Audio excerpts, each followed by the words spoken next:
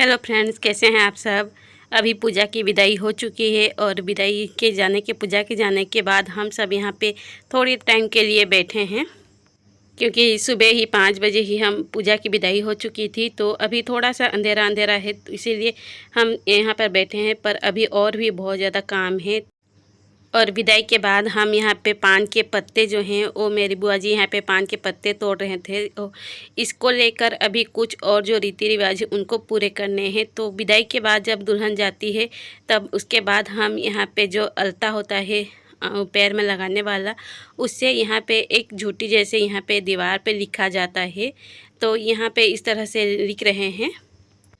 ये हमारे साइड में अगर दुल्हन घर में आती है तब भी लिखते हैं, और जब विदाई होती है बेटी की उस टाइम भी ये लिखा जाता है। तो इस तरह से देखिए, अलता से यहाँ पे 3 पुतले जो हैं, मतलब ये 3 इस तरह से बनाए गए हैं और साइड में इस तरह से। उसके बाद जो पान के पत्ते हैं उनको तोड़कर 3 पान के पत्ते तोड़े थे, तो तीनों को यहाँ पे चिपका के रखे हैं। और उसके ऊपर जो धागा है उस धागे को 7 बार इधर से उधर 7 बार उस धागे को किया जाता है। और अभी इसको चिपकाने के लिए हम गेहूं का जो आटा है उसको यूज किया जाएगा, उससे चिपकेगा ये। तो इसके ऊपर मतलब अगर छोड़ देंगे तो ये पान का पत्ता गिर जाएगा, इसीलिए इसके ऊपर पूरी तरह से इसके गेहूं के आटा जो है उसको चिपका रहे हैं, उससे ये चिपकता है। बाद में जब गेहूं का आटा अपने आप सूखता जाएगा धीरे धीरे, जितने टाइम भी बाद भी, 1 महीना हो 2 महीना, कितने टाइम बाद भी ये धीरे धीरे अपने आप गिरता है, इसको गिराया नहीं जाता है। जब पूरी तरह से सूख कर धीरे धीरे गिर जाएगा तब उसको छोड़ दिया जाता है। और अभी दुल्हन की जो माँ है, मेरी माँ, उसको यहाँ पे बुलाया जाता है और वो अपने आंचल को यहाँ पे, ये जो रंगोली हम लिखे हैं, जो झुट्टी है यहाँ पे, उसके नीचे में आंचल को वो फैलाती है। और ये जो उसके ऊपर में घी जो है, घी को हम डालते हैं इसके ऊपर में, और नीचे माँ जो है वो अपना आंचल फैला के रखती है। ये कहा जाता है कि उसके जो दूल्हा दुल्हन की विदाई हो जाती है उसके बाद उनके कितने बच्चे होंगे, क्या होंगे, ये इसीलिए ही ये एक रिवाज है जो करना होता है।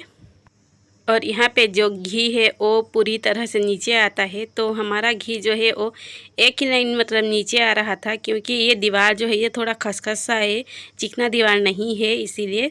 तो यहाँ पे जब वो वहाँ पे रीति रिवाज हो गया, उसके बाद अभी मंडप के नीचे का जितना भी सारा सामान है इन सबको हम उठा रहे हैं, और घर में जितना भी कचरा है उसको साफ़ कर रहे हैं। तो यहाँ पे जो भी हमारा जितने भी सारा सामान जो है वो बच गया था, अगर थाल वाल जैसे पतरी हम लिए थे, तो अगर बच गया है तो उसको रिटर्न कर देते हैं, क्योंकि पास में ही हमारा दुकान है और गांव में हो जाता है रिटर्न। तो अभी सभी घर में जितने भी सामान है, जितने भी सब हैं, सबको अच्छे से जमाना है, उसके बाद सारा सफाई करना है। तो देखिए सामान जो है वो कचरा जैसे भरा है। अभी यहाँ पे बाहर में जब मंडप के नीचे हम जितना भी फैलाए थे दरी से बैठने के लिए, जो भी वो सारा सामान हम यहाँ पे रखेंगे, इन सबको आज ही हम धो लेंगे। और यहाँ पे मैं अपनी साड़ी जो है उनको फैलाई थी धोने के लिए।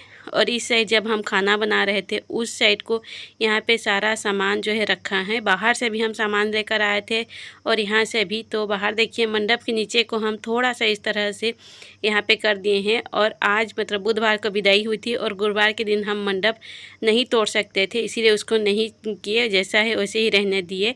और उसके बाद में सारा जो है मेरी साड़ी जो है उनको मैं यहाँ पे डुबो कर रख दी थी। और यहाँ पे जब पानी हम भरे थे तो आर्यन को उसी पानी में हम नहला रहे थे। शादी में सब बिजी थे तो इतना ज़्यादा धूप नहीं लग रहा था, पर अभी जब सारा मंडप सब कुछ खाली खाली हो गया है तो धूप जो है वो बहुत ज़्यादा लग रहा है, इसीलिए बच्चों को अभी घर पर ही हम नहा रहे हैं।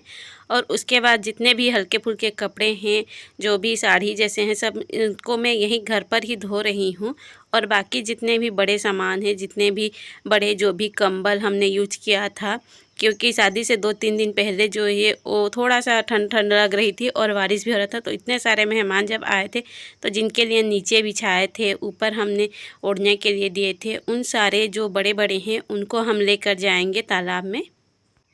और अभी हमें नहा धोकर जो भी हमारे कपड़े सूख गए हैं उनको अब मैं फोल्ड करके रख रही हूँ, क्योंकि अभी कुछ दिन बाद हम अपने घर चले जाएंगे। तो यहाँ पे हमारा जितना सामान इधर उधर है उन सबको इकट्ठा करके हम अपने बैग में पैक कर रहे हैं अब। और ये है विदाई के दूसरे दिन। विदाई के 2 दिन बाद यहाँ पे मंडप जो है उसको गिराना रहता है। तो जिस दिन विदाई थी उसके अगले दिन गुरुवार के दिन व्रत था। व्रत गुरुवार जो है, इसीलिए हमारे घर में जितने मेहमान आए थे, जो ढेड़ीन थे, वो लोग चले गए, पर ये उनका काम था। तो वो लोग जब जा चुके थे तो उनका काम यहाँ पे मैं कर रही थी। तो यहाँ पे जो ढेड़ीन होती है उसको मंडप के नीचे से ऊपर से ये जो जाम का डाल है उसको गिराना होता है और फिर उस दिन उनको खाना खिलाया जाता है। पर वो लोग चले गए थे, इसीलिए मैं यहाँ पे जाम डाल 1 या 2 डाल जो है उसको खींच के गिरा रही हूँ। बाकी जो है वो जो लेबर आएंगे वो सब कर देंगे। तो यहाँ पे हम सारे कपड़े, जिसके बाद जो बड़े बड़े कपड़े थे उनको लेकर हम तालाब में आ गए थे, क्योंकि घर में इनको धोना पॉसिबल नहीं था, इसीलिए हम यहाँ पे, और ये जो बहुत बड़े बड़े कंबल हैं इसीलिए इनको हाथ में ऐसे धोना मुश्किल था। इसीलिए हम एक बार इनको जितने भी मैले हैं वो पैर से ही इस तरह से करके हम इनको साफ़ कर रहे थे। तालाब से आने के बाद सभी कपड़ों को हमने छत पे सुखा दिए थे और यहाँ पे जाम डाल जो है उनको जो हमारे आए थे वो सब निकाल दिए हैं। तो बीच में जो आप ये एक खूंटा देख रहे हैं, ये जब तक अपने आप नहीं गिरता है, सड़कर नहीं गिरता है, तब तक इसको कोई निकालते नहीं हैं। इसीलिए बीच में जो खूंटा था उसको ऐसे ही हमने रहने दिया है। ये अपने आप ही गिरेगा, इसको कोई नहीं छूता है। तो आज का ब्लॉग यहीं तक था। अगर पसंद आया हो तो प्लीज़ लाइक और सब्सक्राइब कर दीजिए।